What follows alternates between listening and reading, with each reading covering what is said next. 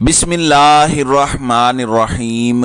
अस्सलामुअलैकुम नाज़रीन कराम, नई वीडियो में आपको खुश आमदीद कहते हैं। बहुत वाज़े, बहुत दो टोक प्रेस कॉन्फ्रेंस, और उस प्रेस कॉन्फ्रेंस के बाद अगर कोई इबहाम था भी तो वो इबहाम भी दूर हो चुका है। कोई कन्फ्यूजन थी या कोई उम्मीद किसी हवाले से पाकिस्तान तहरीक इंसाफ और इमरान खान के मेन स्ट्रीम पॉलिटिक्स के हवाले से या फिर ताकतवर हलकों के साथ रिकन्सिलिएशन के हवाले से अगर कोई उम्मीद भी थी या कोई मदम दिए भी थे तो वो बुझ चुके हैं। ज़ाहिरी बात है, इस प्रेस कॉन्फ्रेंस के तमाम तर लोग मुख्तलिफ अंदाज में तर्जमे कर रहे हैं, इसे एनालाइज किया जा रहा है, इस पर तबसरे हो रहे हैं। नाज़रीन कराम, एक चीज़ बड़ी वाज़ेह है कि हर सहाफ़ी ये बात कर रहा है कि पीटीआई और फ़ौज के बड़ों के दरमियान मामलात बिल्कुल पॉइंट ऑफ नो रिटर्न पर जा चुके हैं। सबको इस रिस्पॉन्स का इंतज़ार भी था, और जब ये रिस्पॉन्स आया तो इसने सबके 14 तबक भी रोशन किए हैं। और DGISPR की प्रेस कॉन्फ्रेंस में गो उन्होंने नाम नहीं लिया, सवालों में नाम लिया जा रहा था, लेकिन DGISPR ने किसी भी सूरत PTI का लफ्ज़ या फिर इमरान खान ये अल्फाज नहीं बोले। उन्होंने एक सियासी जमात और 9 मई के वाक़यात में मुलविस शर पसंद अनासर के अल्फाज इस्तेमाल किए। ज़ाहिरी बात है, क्लैरिटी थी, लेकिन उन्होंने नाम डायरेक्टली नहीं लिए, और जो इल्ज़ामात थे उनका हरफ ब हरफ जवाब इमरान खान की जानिब से भी आ चुका है। तो ये चीज़ भी हम एनालाइज कर लेते हैं। नाज़रीन कराम, अमूमन लोग कहते हैं कि मायूसी फैल रही है। मेरा मकसद मायूसी फैलाना नहीं होता, लेकिन जैसे वो कहते हैं कि जो देखता हूँ वही बोलने का आदी हूँ, मैं अपने शहर का सबसे बड़ा फसादी हूँ। बहुत मर्तबा ऐसा होता है कि ख़बर जैसी भी हो आपको देनी पड़ती है, क्योंकि ये हकीकत है। और आंखें बंद कर लेना किसी ख़तरे को देखकर और ये कहना कि सब अच्छा है, ये किसी की खैर खाही नहीं है बल्कि बदखाही है, क्योंकि आप उनको असल में रियलिटी चेक नहीं दे रहे कि आपके लिए क्या क्या प्रॉब्लम्स हैं। तो इस वक्त बड़ी तकलीफ दह सूरत हाल है। अब पाकिस्तान तहरीक इंसाफ और इमरान खान 9 मई के वाक़यात के हवाले से क्या मौक़िफ़ रखते हैं। नंबर 1, वो इसकी मज़म्मत करते हैं, जबकि बिलावल और दीगर जमातें कहती हैं कि इमरान खान इस पर माफ़ी मांगे। माफ़ी और मज़म्मत में क्या फ़र्क है? मज़म्मत तो ये है कि मैं यहाँ बैठ कर मज़म्मत कर सकता हूँ, कंडेम कर सकता हूँ जो 9 मई को हुआ। माफ़ी तो उस चीज़ की मांगी जाती है जो आपने खुद किया हो, और इमरान खान का इस पर बड़ा वाज़े मौक़िफ़ है, दो टोक मौक़िफ़ है कि वो इसमें मुलविस नहीं थे। अगरचे ISPR की जानिब से ये बात बड़ी वाज़े कही गई कि 1 साल से जो नैरेटिव एंटी मिलिट्री या anti establishment anti state buildup करने की कोशिश की गई, वो इसी सारे मंसूबे की तैयारी थी। अब आप और मैं खान साहब की तकारीर सुनते हैं। क्या इमरान खान ने पिछले 1 साल में एंटी मिलिट्री या एंटी स्टेट गुफ्तगू की है? तो इसको सोचकर हमें ISPR की सच्चाई का पता चल जाएगा। फिर वो कहते हैं कि पिछले चंद माह में एग्जैक्टली इस मंसूबे की तैयारी थी। उन्होंने कहा कि ऐसा कैसे हो सकता है कि 400 मकामात पर लोग निकल आए और उन्होंने मिलिट्री तंसीबात पर हमला कर दिया। फिर उन्होंने गिनवाए भी कि किन किन मेन एरियाज़ में ख़ास तौर पर लोग निकले।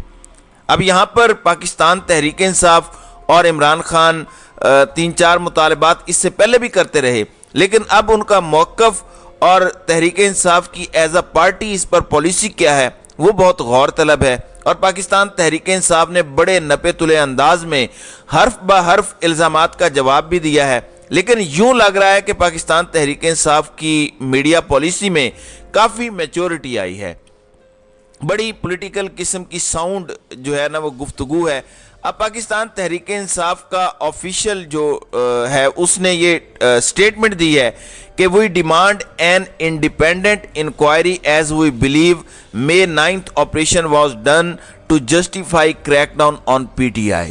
यानी हम इस पर एक आज़ादाना इंक्वायरी का मुतालबा करते हैं, क्योंकि हमारा ये मानना है कि 9 मई का वाक़या या वो ऑपरेशन जो किया गया था, ऑपरेशन किया गया था ताकि जस्टिफाई किया जा सके, एक जवाज बनाया जा सके पाकिस्तान तहरीक इंसाफ पर क्रैकडाउन का।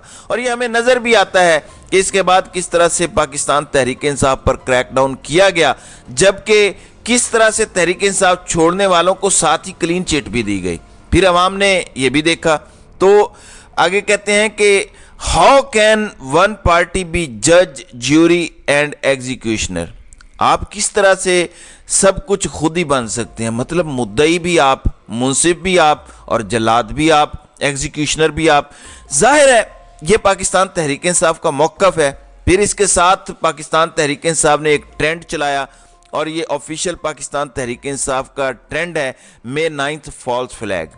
اب فالس فلیگ کا لفظ ہم نے بہت دفعہ سنا، جب پلوامہ ہوا تب بھی، اور بھارت کے حوالے سے یہ لفظ آپ نے بہت مرتبہ ہمارے میڈیا پر بھی سنا ہوگا، ہم سے بھی سنا ہوگا.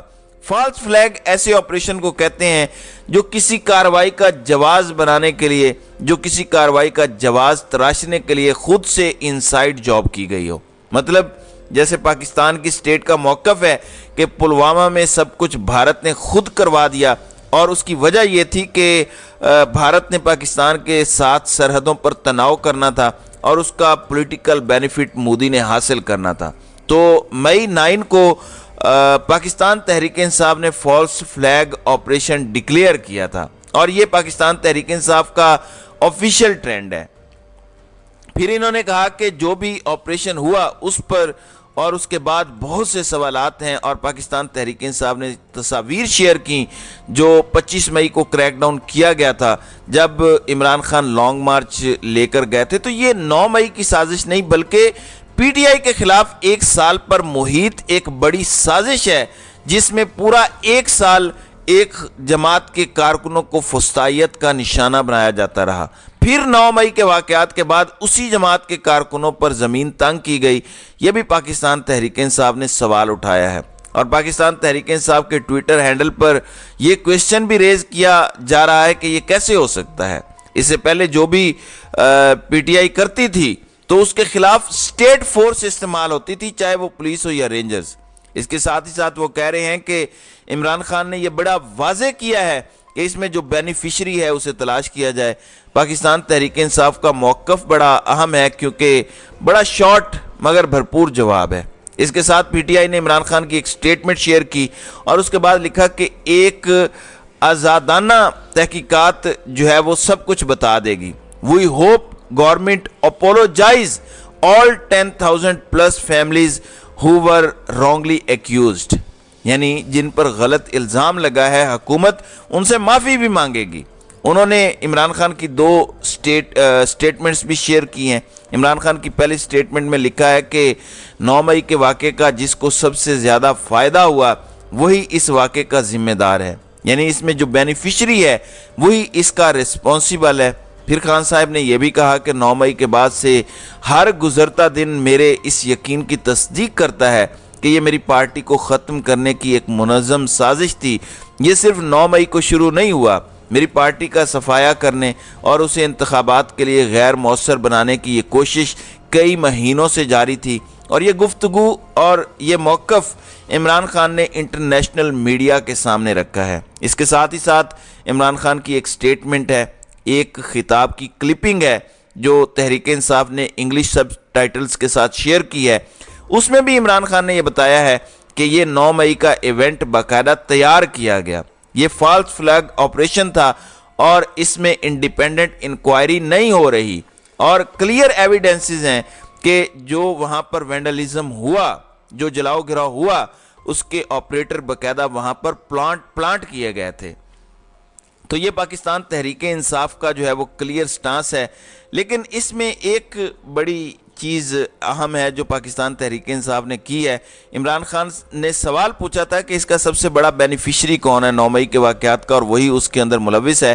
تو اس پر پی ٹی آئی نے کسی بھی صورت انگلیاں جو ہے وہ ملٹری لیڈرشپ کی طرف نہیں اٹھائیں، اور پاکستان تحریک انصاف نے جو فنگرز ریز کی ہیں وہ پی ڈی ایم کے خلاف ہیں.